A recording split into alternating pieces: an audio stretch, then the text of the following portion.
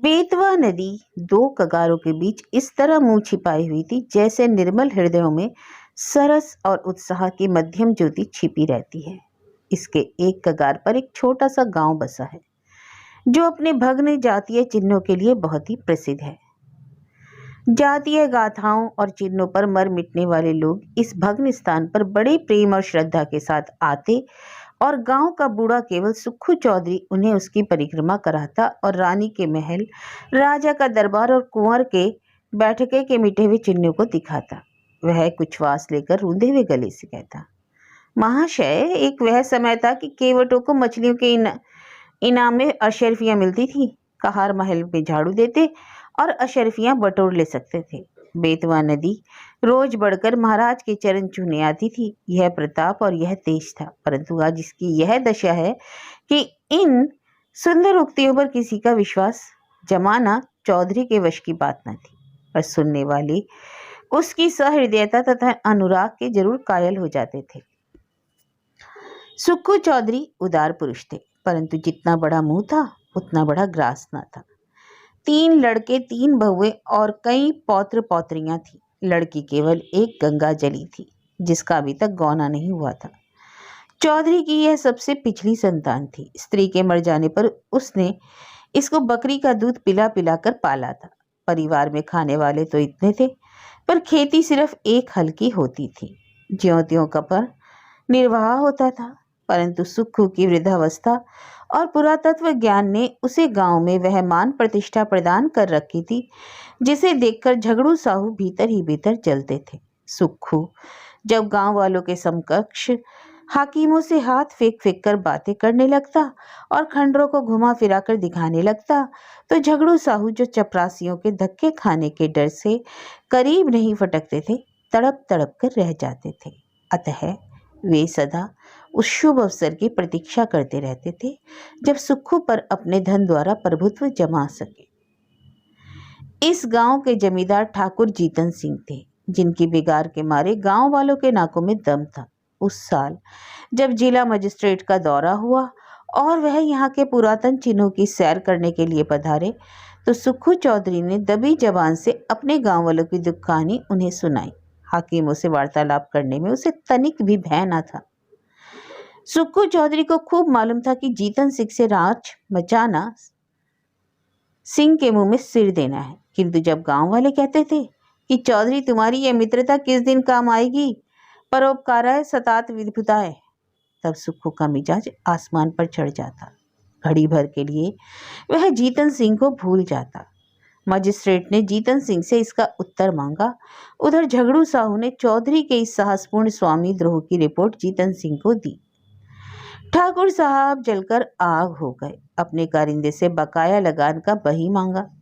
संयोगवश चौधरी के जिम्मे इस साल का कुछ लगान बाकी था। कुछ तो पैदावार कम हुई, उस पर गंगा जिली का ब्याह करना पड़ा। छोटी बहू नथ की रट लगाई हुई थी, वह भी बनवानी पड़ी, और इन सब खर्चों ने हाथ बिल्कुल खाली कर दिया। लगान के लिए कुछ अधिक चिंता तो नहीं थी। वह इस अभिमान में भूला हुआ था कि जिस जबान में हाकिमों को प्रसन्न करने की शक्ति है, क्या वह ठाकुरे को अपना लक्ष्य न बना सकेगी। बूढ़े चौधरी इधर तो अपने गर्भ में निश्चित थे और उधर उन पर बकाया लगान की नालिश ठुक गई। सम्मन आ पहुंचा। दूसरे दिन पेशी की तारीख पड़ गई। चौधरी को अपना जादू चलाने का अवसर ना मिला। जिन लोगों के बढ़ावे में आकर सुक्खू ने ठाकुर से छेड़छाड़ की थी, उनके तो अब दर्शन मिलना दुर्लभ हो गया। ठाकुर साहब के सहने और प्यादे गांव में चील की तरह मंडराने लगे। उनके भय से किसी को चौधरी की परछाई काटने का। कचहरी यहाँ से 3 मील पर थी। के दिन रास्ते में ठौर ठौर पानी और उमड़ी हुई नदियां। रास्ता कच्चा, बैलगाड़ी का निभा नहीं, पैरों में बल नहीं, अतः अदम पैरवी में मुकदमा एक तरफा फैसला हो गया। कुर्की का नोटिस पहुंचा तो चौधरी के हाथ पांव फूल गए। सारी चतुराई भूल गई। चुपचाप अपनी खाट पर पड़ा पड़ा नदी की ओर ताकता और मन में कहता, क्या मेरे जीते जी घर मिट्टी में मिल जाएगा। मेरे इन बैलों की सुंदर जोड़ी के गले में क्या दूसरों का जुआ पड़ेगा। यह सोचते सोचते उसकी आंख भर आती। वह बैलों से लिपट कर रोने लगता, परंतु बैलों की आंखों में क्या आंसू जारी थे। वे नाद में क्यों मुंह नहीं डालते। क्या उनके हृदय पर भी अपने स्वामी की चोट की गहरी पहुंच पहुंच रही थी। फिर वह अपने झोंपड़े को विकल नयनों से निहार कर देखता और मन में सोचता, क्या हमको इस घर से अब निकलना पड़ेगा? यह तो पूर्वजों की निशानी है, क्या हमारे जीते जी छीन जाएगी? कुछ लोग परीक्षा में दृढ़ रहते हैं और कुछ लोग उसकी हल्की सी भी आंच नहीं सह सकते। चौधरी अपनी खाट पर उदास पड़े पड़े घंटों अपने कुलदेव महावीर और महादेव को मनाया करता और उनका गुणगान गाया करता। उसकी चिंता दग्ध आत्मा को और कोई सहारा नहीं था।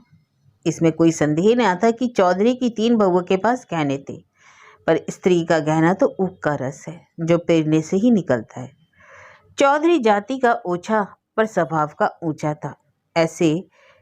उसे ऐसी नीच बात बहुओं से कहते संकोच होता था। कदाचित यह नीच विचार उसके हृदय में उत्पन्न ही नहीं हुआ था, किंतु तीनों बेटे यदि जरा भी बुद्धि से काम लेते तो बूढ़े को देवताओं की शरण लेने की आवश्यकता न होती। परंतु यहाँ तो बात ही निराली थी। बड़े लड़के को खाट के काम से फुर्सत न थी। बाकी 2 लड़के इस जटिल प्रश्न का विचित्र रूप से हल करने के मंसूबे बांध रहे थे। मझले झिंगुर ने मुंह बनाकर कहा, इस गांव में क्या धरा है, जहां भी कमाऊंगा वहीं खाऊंगा। पर जीतन सिंह की मूछें एक एक करके चुन लूंगा। छोटे फक्कड़ ऐठ कर बोले, मूछें तुम चले ना, नाक में उड़ा दूंगा, नक्कटा बना घूमेगा। इस पर खूब दोनों हंसे और मछली मारने चल दिए। इस गांव में एक बूढ़े ब्राह्मण भी रहते थे। मंदिर में पूजा करते और नित्य अपने यजमानों को दर्शन देने नदी पर जाते, पर खेवे के पैसे न देते।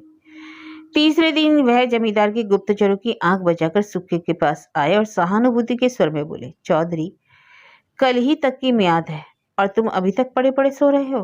क्यों नहीं घर की चीज वस्तु ढूंढ ढूंढ कर किसी और जगह भेज देते? ना हो तो समिंधिया ने ही पटवा दो, जो कुछ बचा रहे वही सही। घर की मिट्टी खोद कर थोड़े ही कोई ले जाएगा। चौधरी लेटा था, उठ बैठा और आकाश की ओर निहार कर बोला, जो कुछ उसकी इच्छा है होगा, मुझसे यह जाल ना होगा। इधर कई दिन की निरंतर भक्ति उपासना के कारण चौधरी का मन शुद्ध और पवित्र हो गया था। उसे छल प्रपंच से घृणा उत्पन्न हो गई थी। पंडित जी इस काम में सिद्धहस्त थे, लज्जित हो गए। परंतु चौधरी के घर के अन्य लोगों की ईश्वर इच्छा पर इतना भरोसा ना था। धीरे धीरे घर के बर्तन भांडे से खिसकाए जाते थे। अनाज का एक दाना भी घर में रहने ना पाया। रात को नाव लदी हुई जाती और उधर से खाली लौटती। 3 दिन तक घर में चूल्हा ना जला। बूढ़े चौधरी के मुंह में अन्न की कौन कहे, पानी की एक बूंद भी न पड़ी। स्त्रियां भाड़ में चने भुना भुना कर चबाती और लड़के मछलियां भून भून कर उड़ाते। परंतु बूढ़े की इस एकादशी में यदि कोई शरीक था तो वह थी उसकी बेटी गंगाजली। वह बेचारी अपने बूढ़े बाप को चारपाई पर निर्जल छटपटाते देख बिलक बिलक कर रोती। लड़कों को अपने माता पिता से वह प्रेम नहीं होता जो लड़कियों का होता है। गंगाजली इस सोच विचार में मग्न रहती कि दादा की किस भांति सहायता करूं। यदि हम सब भाई बहन मिलकर जीतन सिंह के पास जाकर दया भिक्षा की प्रार्थना करें तो वे अवश्य मान जाएंगे। परंतु दादा को कब यह स्वीकार होगा? वह यदि एक बड़े साहब के पास चले जाएं तो सब कुछ बात की बात में बन जाए, किंतु उनकी तो जैसे बुद्धि मारी गई है। इसी उधेड़ बुन में उसे एक उपाय सूझ पड़ा। कुमलाया हुआ मुखराविंद खिल उठा। पुजारी जी सुखू चौधरी के पास से उठकर चले गए थे और चौधरी उच्च स्वर में अपने सोए देवताओं को पुकार पुकार कर बुला रहे थे। निदान गंगाजली उनके पास जाकर खड़ी हो गई। चौधरी ने उसे देखकर विस्मित स्वर में पूछा, क्यों बेटी इतनी रात गई, क्यों बाहर आई? गंगाजली, बाहर रहना तो भाग्य में लिखा है, घर में कैसे रहूं? सुखू ने जोर की हाँक लगाई। कहाँ तुम गए कृष्ण मुरारी, मेरे दुख हरो। गंगाजली खड़ी थी, बैठ गई और धीरे से बोली, भजन गाते तो आज 3 दिन हो गए। घर बचाने का कुछ उपाय सोचा? क्या इसे यूं ही मिट्टी में मिला दोगे? हम लोगों को क्या पेड़ तले रखोगे? चौधरी ने व्यथित स्वर में कहा, बेटी मुझे तो कोई उपाय नहीं सूझता, भगवान जो चाहेंगे होगा। वे चलो गिरधर गोपाल, काहे विलंब करो। मैंने एक उपाय सोचा, कहो तो कहो, गंगाजली ने कहा। चौधरी उठकर बैठ गए। पूछा, कौन उपाय? गंगाजली, मेरे गहने झगड़ू साहू के यहाँ गिरो रख दीजिए, मैंने जोड़ लिया है, देने भर के रुपए हो जाएंगे। चौधरी ने ठंडी सांस लेकर कहा, बेटी तुमको मुझसे यह कहते लाज नहीं आती? वेद शास्त्र में मुझे तुम्हारे गांव के कुएं का पानी भी नहीं पीना है। तुम्हारी ड्योढ़ी में पैर रखने का निषेध है। क्या तुम मुझे नरक में ढकेलना चाहती हो? गंगाजली उत्तर के लिए पहले से ही तैयार थी। मैं अपने गहने तुम्हें दिए थोड़े ही देती हूँ। इस समय लेकर केवल काम चलाओ, चैत में छुड़ा देना, किंतु यह मुझसे ना होगा। गंगा जली उत्तेजित होकर बोली, तुमसे यह ना होगा तो मैं आप ही जाऊंगी, मुझसे यह घर की दुर्दशा नहीं देखी जाती। चौधरी ने झुंझला कर कहा, बिरादरी को कौन मुंह दिखाऊंगा? गंगाजली ने चिढ़कर कहा, बिरादरी में कौन ढिंडोरा पीटने जाता है? चौधरी ने फैसला सुनाया, जग हंसाई के लिए मैं अपना धर्म न बिगाड़ूंगा। गंगाजली बिगड़कर बोली, मेरे बात नहीं मानोगे तो तुम्हारे ऊपर मेरी हत्या पड़ेगी। मैं आज ही बेतवा नदी में कूद पड़ूंगी। तुमसे चाहे घर में आग लगाते देखा जाए, पर मुझसे न देखा जाएगा। चौधरी ने ठंडी सांस लेकर कातर स्वर में कहा, बेटी मेरा धर्म नाश मत करो। यदि ऐसा ही है तो अपनी किसी भावज के गहने मांग कर लाओ। गंगाजली ने गंभीर भाव से कहा, भावजों से कौन अपना मुंह नुचवाने जाएगा? उनको फिक्र होती तो क्या मुंह में दही जमाता, कहती नहीं। चौधरी निरुत्तर हो गए। गंगाजली घर में जाकर गहनों की पिटारी लाई और एक एक करके सब गहने चौधरी के अंगोछे में बांध दिए। चौधरी ने आंख में आंसू भरकर कहा, हाय राम, इस शरीर की क्या गति लिखी, या क्या कर उठे। बहुत संभालने पर भी आंखों में आंसू ना छिपे। रात का समय था। बेतवा नदी के किनारे किनारे मार्ग को छोड़कर सुक्खू चौधरी गहनों की गठरी कांख में दबाए इस तरह चुपके चुपके चल रहे थे मानो पाप की गठरी लिए जाते हो। जब वह झगड़ू साहू के मकान पर पहुंचे तो ठहर गए, आंखें खूब साफ की, जिससे किसी को यह बोध ना होता कि चौधरी रोता था। झगड़ू साहू धागे की कमानी की एक मोटी ऐनक लगाए वही खाता फैलाए हुक्का पी रहे थे और दीपक के धुंधले प्रकाश में उन अक्षरों को पढ़ने की व्यर्थ चेष्टा में लगे थे जिन्हें स्याही की बहुत किफायत की गई थी।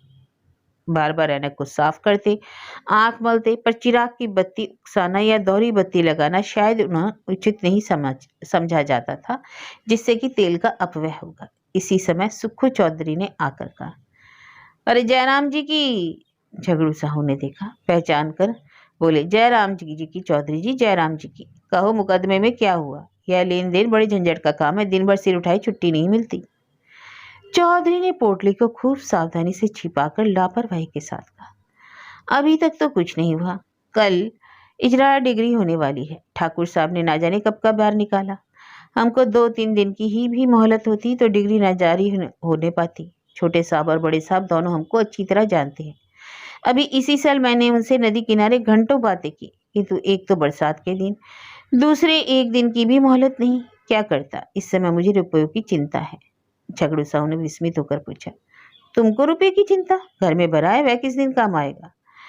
झगड़ू साहू ने यह व्यंग्यान नहीं छोड़ा था। वास्तव में उन्हें और सारे गांव को विश्वास था कि चौधरी के घर में लक्ष्मी महारानी का अखंड राज्य है। चौधरी का रंग बदलने लगा। बोले, साहू जी, रुपया होता तो चिंता ही किस बात की थी? तुमसे कौन छिपाए? आज 3 दिन से घर में चूल्हा नहीं जला, रोना पीटना पड़ा है। अब तो तुम्हारे बसाए बसूंगा। ठाकुर साहब ने तो उजाड़ने में कोई कसर ना छोड़ी। झगड़ू साहू जीतन सिंह को खुश रखना जरूर चाहते थे, पर साथ ही चौधरी को भी नाखुश करना मंजूर ना था। यदि सूद दर सूद जोड़कर मूल तथा ब्याज सहज में वसूल हो जाए तो उन्हें चौधरी पर मुफ्त का एहसान लादने में कोई आपत्ति ना थी। यदि चौधरी के अफसरों की जान पहचान के कारण साहू जी का टैक्स से गला छूट जाए, जो अनेकों उपाय करने, अहलकारों की मुट्ठी गर्म करने पर भी नित्य प्रति उनकी तौंद की तरह बढ़ता ही जा रहा था, तो क्या पूछना। बोले, क्या कहें चौधरी जी, खर्च के मारे आजकल हम भी तबाह हैं। लेने वसूल नहीं होते, टैक्स का रुपया देना पड़ा, हाथ बिल्कुल खाली हो गया। तुम्हें कितना रुपया चाहिए? चौधरी ने कहा, 100 रुपये की डिग्री है, खर्च वर्च मिलाकर 200 के लगभग समझो। चौधरी अब अपने दाव खेलने लगे। पूछा, तुम्हारे लड़कों ने तुम्हारी कुछ तो मदद की होगी, वह सब भी तो कुछ ना कुछ कमाते हैं। साहू जी का यह निशाना ठीक पड़ा। लड़कों की लापरवाही से चौधरी के मन में जो कुत्सित भाव भरे थे वह सजीव हो गए। बोला, भाई लड़के किसी काम के होते थे, यह दिन ही क्यों देखना पड़ता? उन्हें तो अपने भोग विलास से मतलब। घर गृहस्थी का बोझ मेरे सिर पर है, मैं इसे चाहूं संभालूं, उनसे कुछ सरोकार नहीं। मरते दम भी गला नहीं छूटता। मरूंगा तो सब खाल में भूसा भरकर रखकर छोड़ेंगे। गिरह कारज नाना जंजाला। झगड़ू ने तीसरा तीर मारा, क्या बहुओं से भी कुछ ना बन पड़ा? चौधरी ने उत्तर दिया, बहू बेटे सब अपनी अपनी मौज में मस्त हैं। मैं 3 दिन तक द्वार पर बिना अन्य जनरल को पड़ा था, किसी ने बात तक ना पूछी। कहाँ की सलाह, कहाँ की बातचीत। बहुओं के पास रुपए नहीं, पर गहने तो हैं, वो भी मेरे बनवाए हुए। दुर्दिन के समय यदि 2-2 थान उतार देती तो क्या छुड़ाना देता? ये सदा यही दिन थोड़े ही रहेंगे। झगड़ू समझ गए कि यह महज जबान का सौदा है और वह जबान का सौदा भूल कर भी ना करते। बोले तुम्हारे घर के लोग भी अनूठे हैं, क्या इतना भी नहीं जानते कि बूढ़ा रुपए कहाँ से लाएगा? अब समय बदल गया, या तो कुछ जायदाद लिखो या गहना गिरव रखो, तब जाकर कहीं रुपया मिले। इसके बिना रुपए कहाँ? इससे भी जायदाद में सैकड़ों बखेड़े पड़े हैं। सुविधा तो गिरव रखने में है, हाँ तो घर वालों को इसकी फिक्र नहीं, तो तुम क्यों व्यर्थ जान देते हो? यही ना होगा कि लोग हंसेंगे। अब लाज कहाँ तक निभाएं? चौधरी ने अत्यंत विनीत होकर कहा, साजी यह लाज तो मारे डालती है, तुमसे क्या छिपाए। एक दिन था कि हमारे दादा बाबा महाराज की सवारी के साथ चलते थे, और अब एक दिन यह है कि घर की दीवार तक बिकने की नौबत आ गई। कहीं मुंह दिखाने को जी नहीं चाहता। यह लो गहनों की पोटली। यदि लोक लाज ना होती तो इसे लेकर कभी यहाँ ना आता, परंतु यह अधर्म इसी लाज के निभाने के कारण करना पड़ा है। अरे ये गहने किसके हैं? झगड़ू साहू ने आश्चर्य में होकर पूछा। चौधरी ने सिर झुकाकर बड़ी कठिनता से कहा, मेरी बेटी गंगा जली के हैं। झगड़ू साहू विस्मित हो गए, बोले, अरे राम राम राम राम राम। चौधरी ने कातर स्वर में कहा, मेरा भी डूब मरने को जी चाहता है। झगड़ू ने बड़ी धार्मिकता के साथ स्थिर होकर कहा, शास्त्र में बेटी के गांव का पेड़ देखना मना है। चौधरी ने दीर्घ निश्वास छोड़कर करुणा स्वर में कहा, ना जाने नारायण कब मौत देंगे भाई जी। 3 लड़कियां भी आई, कभी भूल कर भी उनके द्वार का मुंह नहीं देखा। परमात्मा ने अब तक तो टेक निभाई है, पर अब ना जाने मिट्टी की क्या दुर्दशा होने वाली है। झगड़ू साहू लेखा जौजव बख्शी 100 के सिद्धांत पर चलते थे। सूद की एक कौड़ी भी छोड़ना उनके लिए हराम था। यदि महीने का एक दिन भी लग जाता तो पूरे महीने का सूद वसूल कर लेते, परंतु नवरात्र में नित्य दुर्गा पाठ करवाते। पितृपक्ष में रोज ब्राह्मणों को सीधा बांटते। बनियों के धर्म में बड़ी निष्ठा होती है। झगड़ू साहू के द्वार पर साल भर में एक बार भागवत पाठ अवश्य होता। यदि कोई दीन ब्राह्मण लड़की ब्याहने के लिए उनके सामने हाथ पसारता तो वह खाली हाथ ना लौटता। भीख मांगने वाले ब्राह्मणों को चाहे वे कितने ही संडे मुसंडे हों, उनके दरवाजे पर फटकार नहीं सुननी पड़ती। उनके धर्म शास्त्र में कन्या के गांव के कुएं का पानी पीने से प्यासा मर जाना अच्छा था। वह स्वयं इस सिद्धांत के भक्त थे और इस सिद्धांत के अन्य पक्षपाती उनके लिए महामान्य देवता थे। वे पिघल गए।